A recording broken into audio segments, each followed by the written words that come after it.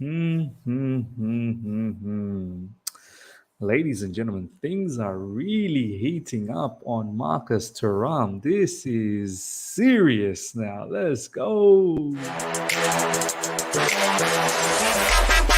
All right. Here we go, back again on the other side of the coin.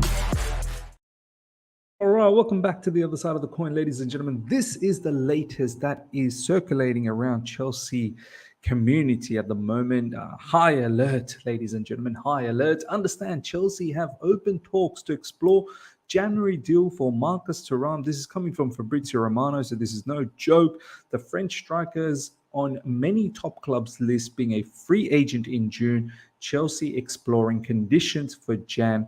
Thuram will take his time and consider all options, as Santi Ayuna has called it. So, look, this particular news came about yesterday, and I didn't pay too much attention because in recent times there's been so much talk about Enzo Fernandez, Mudryk, this, that, the other. I'm like, yeah, Marcus Thuram, where did this come from? But I did say in my video that I don't mind this player. I actually don't mind this player one bit. I think he's got some really, really good qualities. He's got pace, he's got power, he's robust, he works hard. We saw what he was capable of doing off the bench for France in the World Cup, had pretty good impact, especially in the final as well, had very good impact. A player that I feel in the Premier League it should suit him. The characteristics of the Premier League and the characteristics of the player should suit him. He's physical. You know, you're not gonna be bullying Marcus Thuram. A lot of people are comparing him with Ivan Toney, very much so. So, look, the only reason I said what I said yesterday when we were talking about Mudryk is because for me, if I'm looking at an attacking option, and I feel like Marcus Thuram is more of a striker, he can play out sort of wide a little bit in the left or on the right, which he's done for France. But I think out and out, he's a striker. That's what he's been doing at Mönchengladbach. But if we're talking about an attacker, I was sort of leaning towards Mudryk yesterday in the video because I feel like I need something from the wings. I need 1v1 capabilities. But Mudryk is too expensive. He's too expensive. I cannot sit here and actually put up a case as to why we should pay that much money. Shakhtar Donetsk is asking for something around 88 million pounds, which is a lot of money for a player. Let's be honest, it's not proven as yet. Yes, potential, but not proven as yet. So from that perspective, I was like, no problems. And also, let's not forget, Mudryk wants Arsenal Football Club, which we'll go into a little bit more detail with the latest tweet from Ben Jacobs. Ben Jacobs has been covering that really, really well. So look, Marcus Thuram is heating up. Why is it heating up? Look, there's quite a lot of stuff. First of all, obviously, his contract is coming to an end. He's only got 6 months left in Mönchengladbach. Don't forget, we've got Christopher Vivell, who's apparently leading this, much like the way he was leading the Enzo Fernandez situation. He's leading this with Marcus Thuram, knowing his experience in the Bundesliga. He would know everything about Marcus Thuram. This is what Vince had to say, and I think this pretty much sums it up really nicely. Let's have a look at what he said. Marcus Thuram is a cheaper version of Ivan Toney.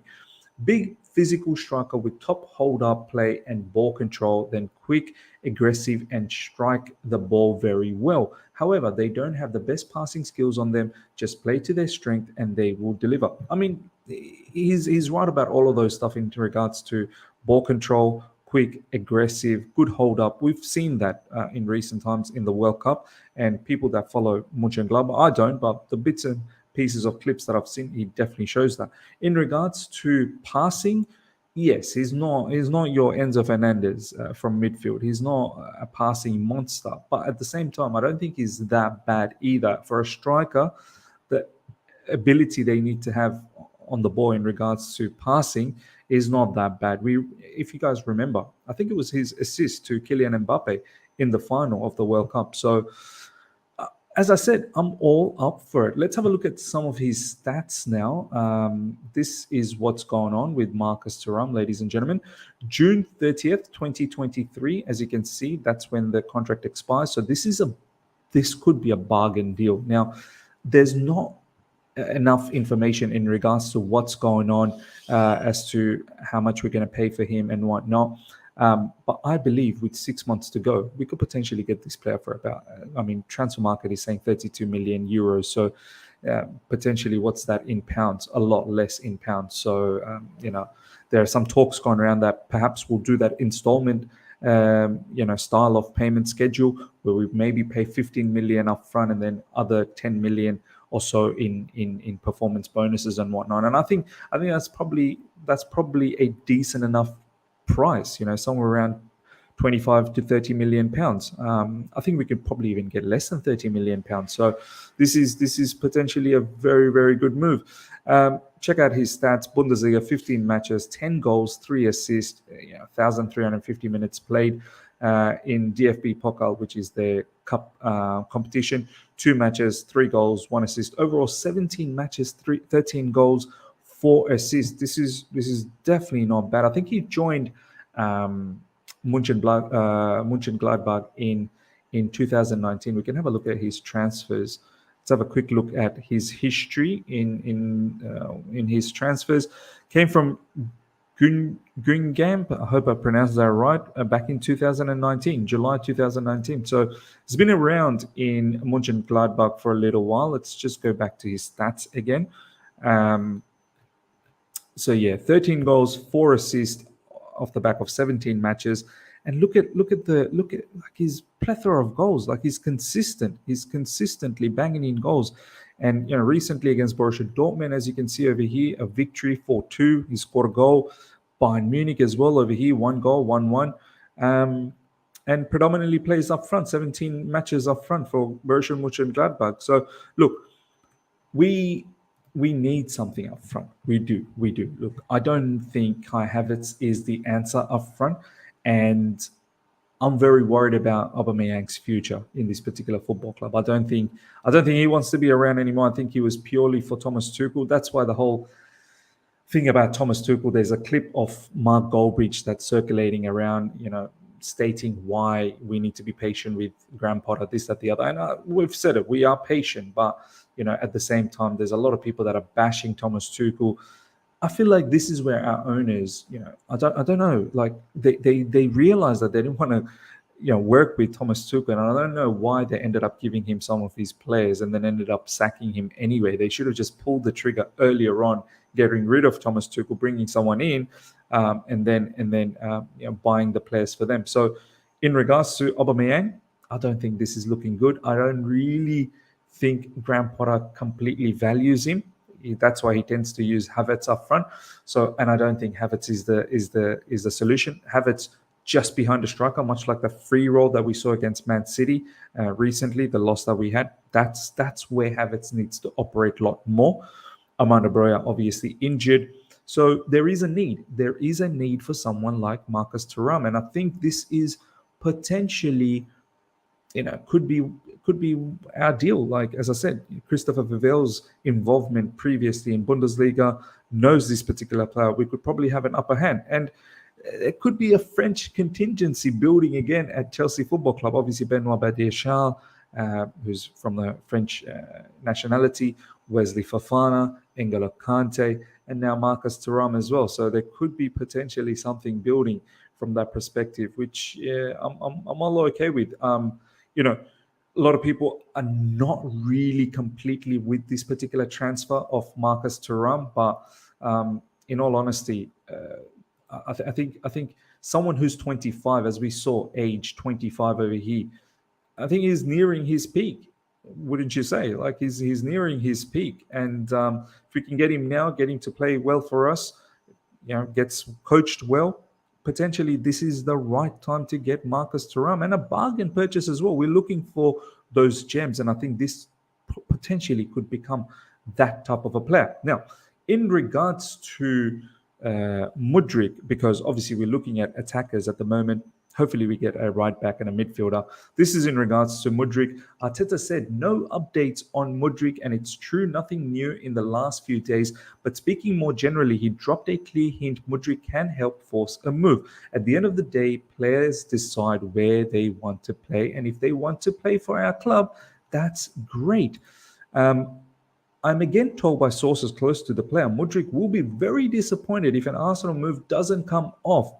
Please bear this in mind, ladies and gentlemen.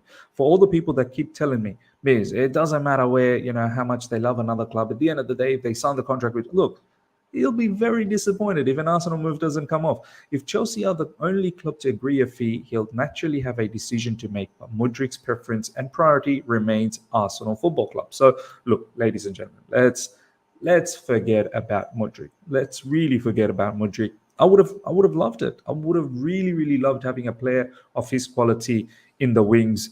Who knows? Maybe we can still get Marcus Thuram and Mudrik, because Thuram is a bargain purchase. He shouldn't cost us too much, and the potential of Thuram's, ceiling could outweigh what we pay. It's a risk, basically, worth taking with high rewards. So I think it's fantastic. I don't even think it's too much of a risk. Now, in regards to another striker, Christian Falk on Moukoko, I have heard that Chelsea has a really good opportunity because they have Christopher Vivell now, and we are rating Bundesliga, ladies and gentlemen, Christopher Vivell's Bundesliga experience, because they have Christopher Vivell now, and he knows Moukoko very well.